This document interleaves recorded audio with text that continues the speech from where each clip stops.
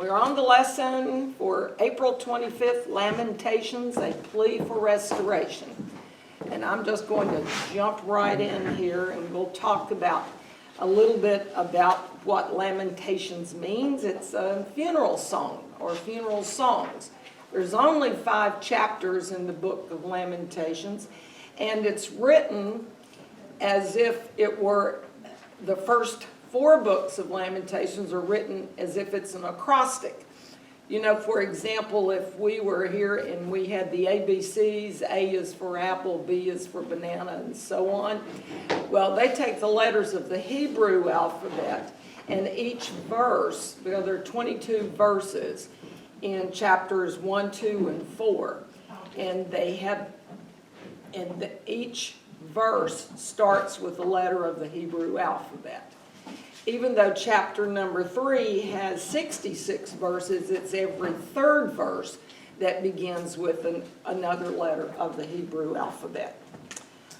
Jeremiah was originally thought to be the author of Lamentations, but that's probably not true. And they're really not sure, scholars are not sure who wrote the book of Lamentations, and there might even be as many as 5 different authors. There's a whole different look and rhythm, and the feel of the poetry is different from the book of Jeremiah. I want to read you a paragraph here about the background structure and the use of Lamentations. This comes from the Westminster Guide to the Books of the Bible. In the year 597 BC, Babylon invaded Judah, kidnapped its king, and carried off its treasure from the temple and the cream of its leaders. These conquerors placed on the throne in Jerusalem Zedekiah, demanding that he do as their bidding.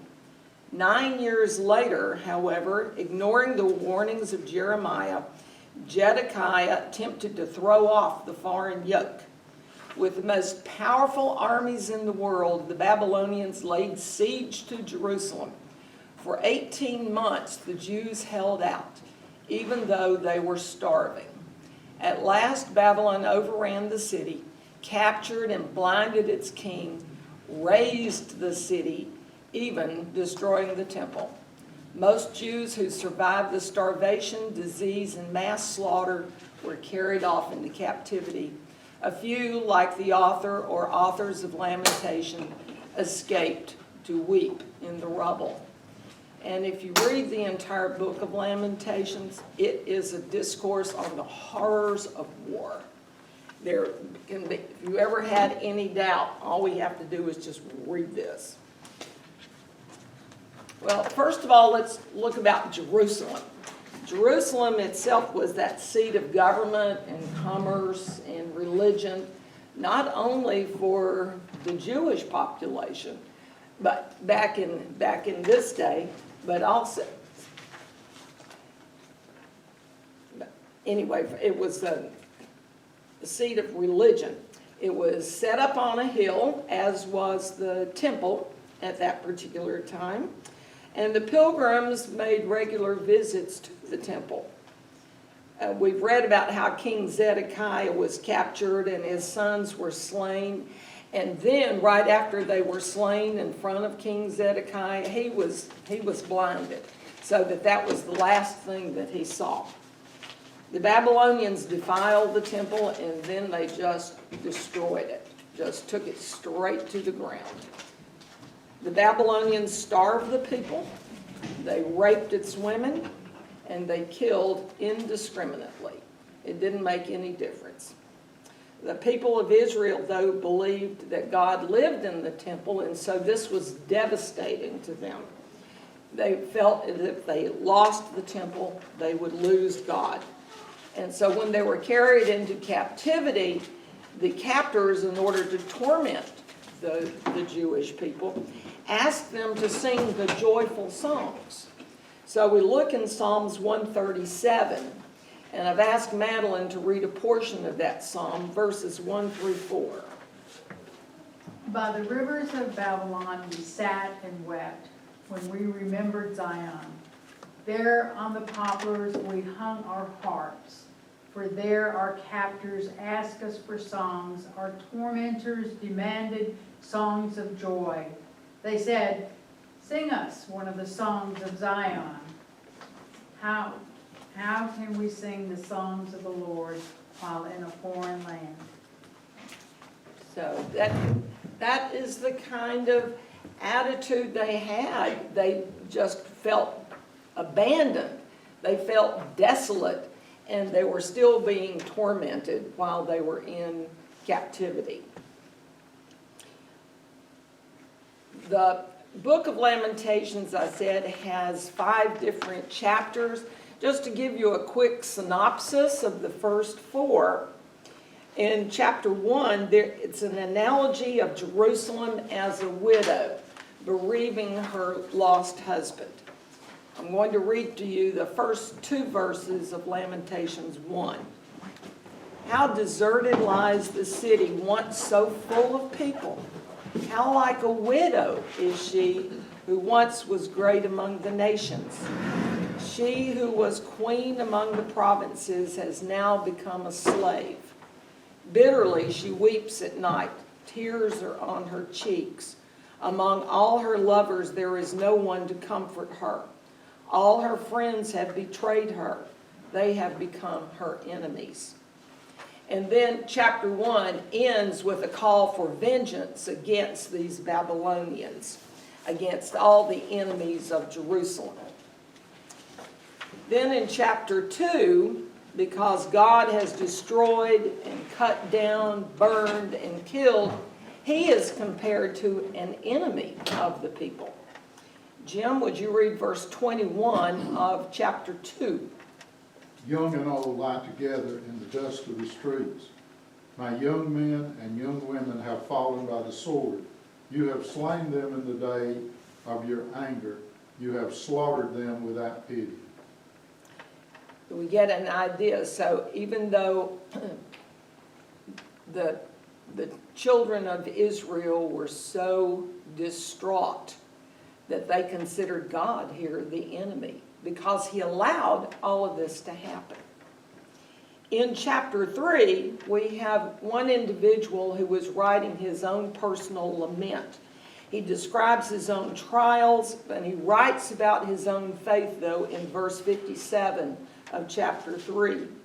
You came near when I called you, and you said, do not fear. So there is some hope. There is some hope.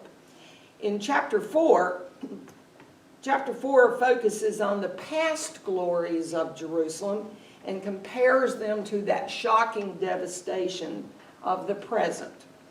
The confession of sins brought the city to ruin.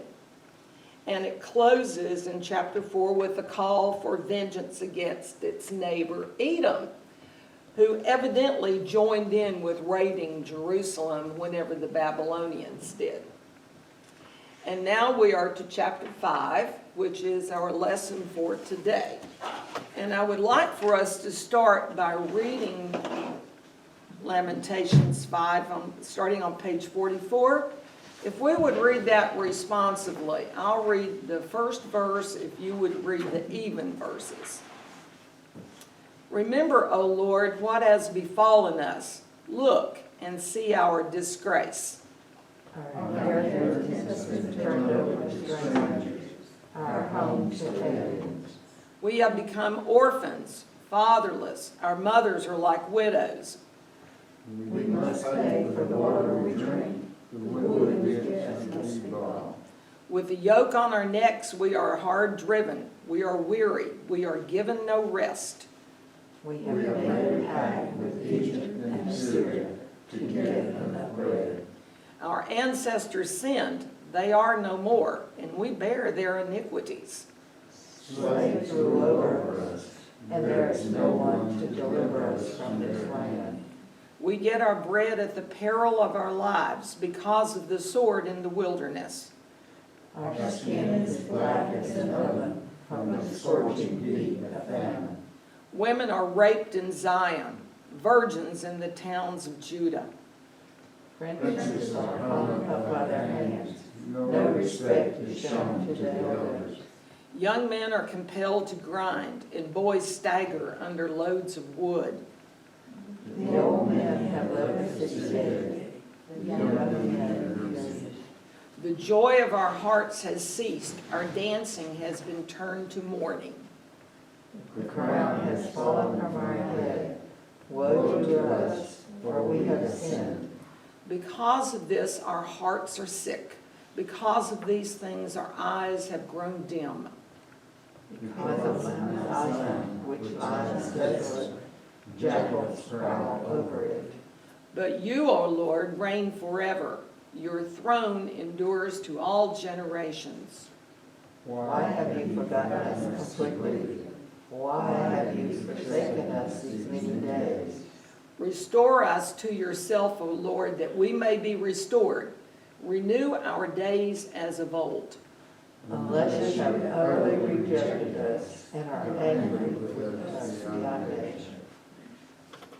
That sound hopeless to you? Pretty much. Yeah, that's pretty hopeless.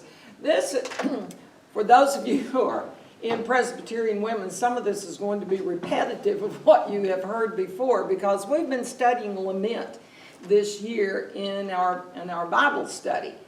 And wow, who would have thought that we would have been enduring a pandemic during the year that we are studying lament, because these lessons are prepared something like 3 years in advance. But it just seemed very timely that we would have had this particular study. So when we talk about lament, though, we are calling out to God in a time that we are desperate, but in a time that we feel hopeless, at a time that we feel forgotten, in a time that we are grief-filled. And that's exactly because we don't know what to do. We call out to God to help us, to tell God exactly what we want Him to do. That doesn't necessarily mean that God will do what we want Him to do, but it is a way that we can address those concerns whenever there is nothing else that we can do. But the thing about lament is that there's always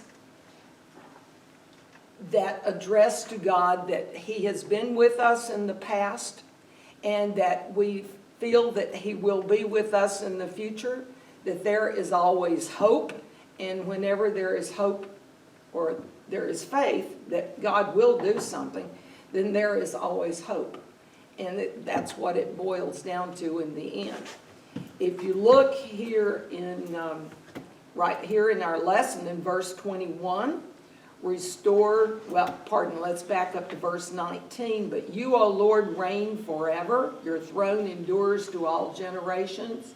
So that is the time whenever this particular writer was saying that you have been with us forever. He acknowledges that. But also, he asks God to restore us to yourself that we may be restored. Renew us as in the days of old. Take us back. We want to go home. Get these tormentors off our backs. But the whole idea here of Lamentations, what does this tell you about wartime or about what these Judeans had to endure? Just the language here, it's pretty specific. Famine, starvation, pardon me? Hot suns. Oh yeah, the hot sun, toiling away, the slaves ruled over them. They were lower than slaves. Lower than slaves, they had no autonomy whatsoever. They even told them to sing the songs of joy. That's as if they felt joyful. This was definitely not a time. But what did they attribute their captivity to? If you look back in verse 7.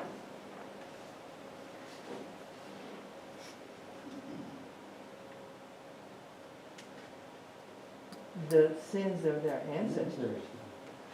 That they bear their iniquities. Bear their iniquities, ancestors. right? They felt that their sins were responsible for having brought them into that captivity.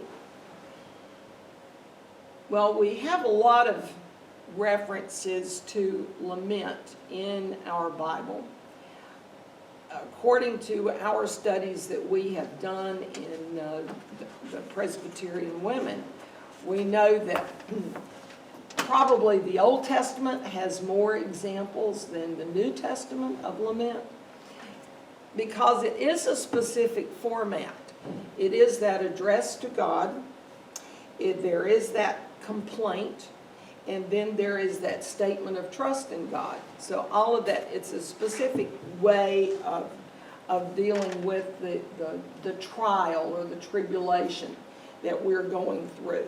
It can either be personal, as I pointed out in chapter number 3, or it can be corporate, as in chapter number 5, the one we have just read. So lament is something that I never really gave a whole lot of thought to. It's different from just complaining. It's not just whining. It is asking something really specific. It's a form of prayer. It is a form of prayer. It's a form of prayer, and it can take the form of a song or a poem, as we have seen here. It can take the form of a painting. I guess I should have printed it out. I was looking, there was a portrait that Rembrandt painted of his idea of what Jeremiah might have looked at whenever he was contemplating the destruction of Jerusalem. So it can be that, it can be a painting, it can be liturgical dance. There are all kinds of ways to prayerfully acknowledge some kind of pain or suffering. Jesus lamented. Can you think of a couple of times when Jesus actually was lamenting? There are some. Go ahead. On the cross. Yes, and even before he was on the cross. So yes, he was praying to let this cup pass from me. But then on the cross too, crying out to God. What about when Lazarus died? So those are some instances that I was thinking about Jesus in particular, of lamenting. Lamentations actually plays a really big role in Judaism today. It is read in the temple on what they consider the very saddest time of their particular calendar year. They call that Shabbat. I was trying to look up the pronunciation last night. I was having Fred listen to and said how to pronounce it. Nevertheless, it is their period of increased mourning. They fast. It does commemorate the destruction of the temple both times. The time that the Babylonians destroyed it, the Solomon's temple, and then again when the Romans destroyed it later. So this is the time too, whenever the Jews go to the temple, they fast. There are very specific kinds of traditions that they have to follow. They cannot have there's nothing joyful at all. They only read the parts of the Torah that deal with the destruction of Jerusalem and the temple during this particular commemoration. It actually falls at the end of July the 29th through the 30th. But it is an important commemoration in the Jewish religion. We lament whenever we experience grief. We've experienced worldwide this past year the pandemic. That hasn't hit just one person, that's a whole community or worldwide. We lament whenever there are just things that we cannot help. Whenever we feel completely powerless whenever there's just nothing that we ourselves can do. We just have to turn it over to God. Can The you thought think? of woe is me. Pardon me? I said the phrase, woe is me, Yeah. came to mind when you were That talking is about true. that. That is true.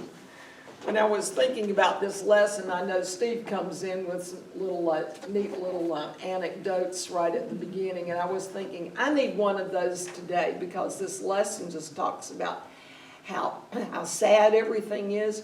But even so, there's still that hope. And we do have to remember that if we are faithful, and if we pray to God ourselves, and we have that faith, then something hopeful will come from it. We have that hope. That's why we rely on God. And so that, I think, is the bottom line, that we have that faith in God, that He will bring us through, that we are powerless, but who is powerful is that God is the powerful one. So those of you who've been in Presbyterian women, what else can you say about lament that really that you have gained this year? Well, I just thought it was interesting that it showed, and through Bible verse and study, that the women of that time were the ones who were responsible for the lamenting, not only doing it, but teaching it. Right. To the women that came up behind them, the young girls. And I had never thought about teaching somebody how to lament before we had that those lessons. So I thought that was interesting.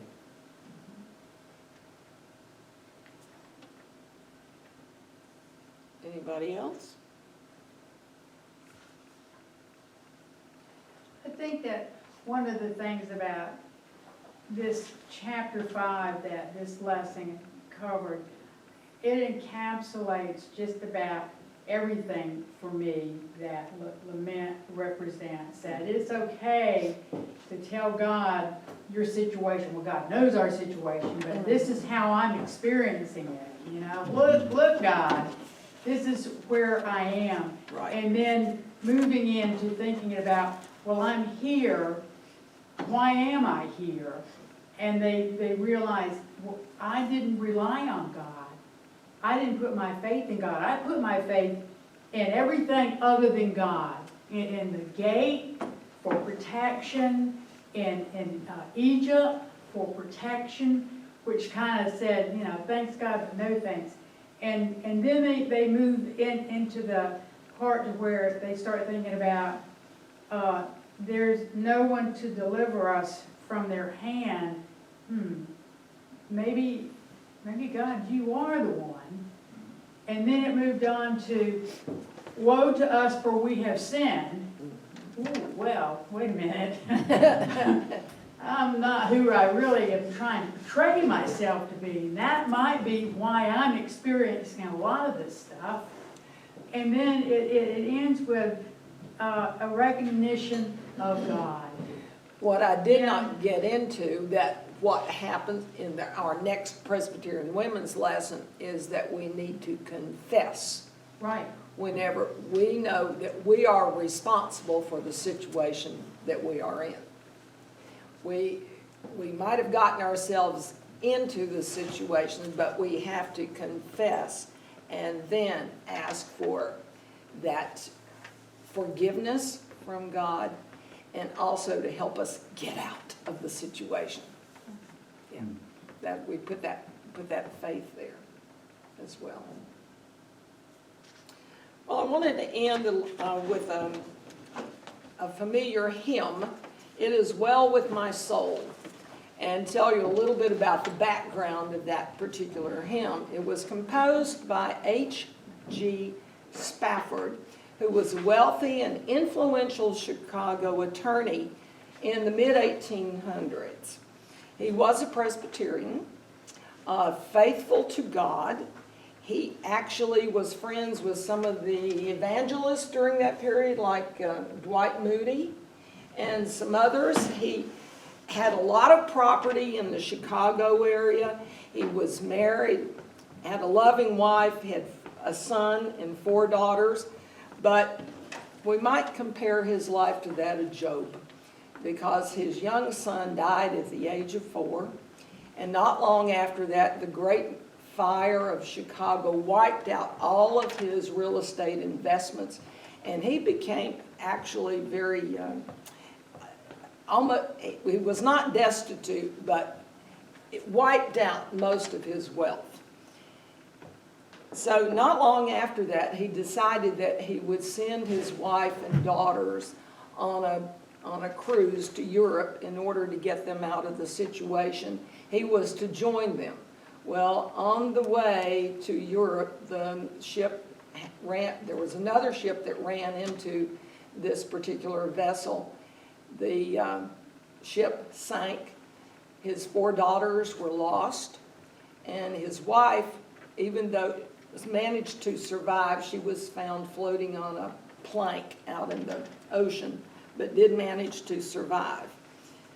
So he was distraught whenever he got the message that survived alone from his wife. So when he left the States in order to go to join her, during the time that he got to the part in the ocean where it was thought that the ship sank, that's whenever he started to compose the words to "It Is Well With My Soul." When peace, I can't even read. When peace like a river attendeth my way, when sorrows like sea billows roll, whatever my lot, thou hast taught me to say, it is well with my soul. That's the first stanza. But God wasn't done testing him. So later he and his wife had 4 more children, another son and they had 3 more children, another son and 2 more daughters. That young son died at the age of 4 also. But he and his wife, even though they were discouraged, decided that they had things to fulfill. And so they decided to move to Jerusalem. The Holy Lands had always had a special interest for them. And whenever they did, they established this philanthropic organization to benefit not only Jews, but Christians and Muslims alike. And it's an organization which has had a long-lasting impact, not only in Jerusalem, but worldwide. So let us close. If there are any other comments? I really gave you sort of a synopsis of that story. It's a very interesting one if you want to look that one up. The prayer on page 46. Pardon me, the prayer on page 44. Healing God, may the laments of this lesson enable us to turn to you for the griefs we need to heal. Amen.